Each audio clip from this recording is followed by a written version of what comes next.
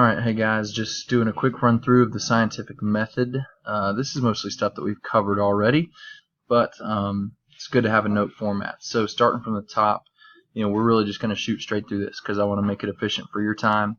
So what is the scientific method? Well, we know it is a process that is used to find answers to questions about the world around us. So is there only one scientific method? Of course not. We know there are several versions of this method.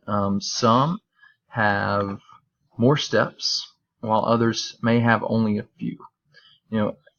Even though that's true, they all begin with the finding of a problem or a question to be answered based on the observations around us. We talked about using those five senses: sight, smell, hearing, touch, and taste. And then you try and provide an explanation or an organized method for conducting and analyzing an experiment. That's where the scientific part comes in. If we just identified the problem, and even if we just gave a hypothesis, if we didn't strive to find the solution, it wouldn't really be much of a scientific method. So what is a hypothesis? Well, we know it is an educated guess. Educated guess based on what we see and our previous knowledge of the topic. So that's kind of what we talked about with inferences and also with scientific explanations. Now, through the experiment, we are going to collect data, and so that is just information gathered during an experiment. Alright, kind of scrolling down a little bit. So this is a general outline of the process itself. So again, we just said that there's not one specific set process, but it does help to kind of see how the steps are aligned. Alright, so these windows each give us a little description, and then the actual step I'm going to uncover. So the first thing, we are always going to identify the problem. Alright, so just like you see below it, what are you trying to explain, or what are you trying to find an answer for? And this is where we use observations. After you identify the problem, you have to form a hypothesis. What do you think is going to happen? Why do you think something's happening? Again, from your reading check chance, sometimes you form a hypothesis or a question before you gather data, but you can also rely on previous knowledge or previous data to form your hypothesis. Next up, you have to design or create an experiment. Alright, so what are you going to test? What are your variables going to be? Are you going to use a control group? What procedure are you actually going to run through? Alright, next thing, we are going to perform the experiment. Oh, sorry. Uh-oh, no error. Okay. Well, here we go. We are going to...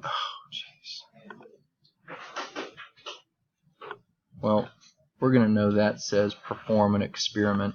So I'm just going to slide it out of the way here. Alright, follow the steps in that procedure. What in the world? Sorry about that. It's not cooperating. Follow the steps in the procedure to perform your experiment, and of course we need to record the data and observations. Next up, so this is where we really take your results or your data and we analyze it. Golly, I'm sorry guys. So we're just going to have to deal with this. Alright, analyze the data. Is it reliable? Does the data, or do the data and observations support your original guess or your hypothesis? And so this is where you have kind of two roads that it can go. We'll see if that will stay. So if we say no, alright, is your data inaccurate or is the experiment flawed? So that's a second question. So if that is true, then you would...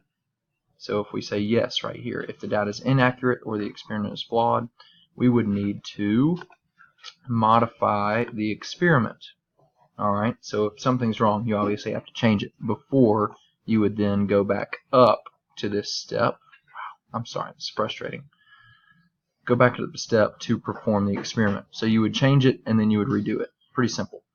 Now, when you ask yourself, is your data inaccurate or is the experiment flawed? If you say no, okay, or if you say yes, the data is reliable, Alright, then you can come down here where you write a conclusion and summarize the important parts, and that is communicating the results. That's the ultimate goal of any scientific method, is to share new knowledge. So if you find new knowledge, share it with the world, whether it's our class or whether it's a scientific journal or whether it's a scientific textbook.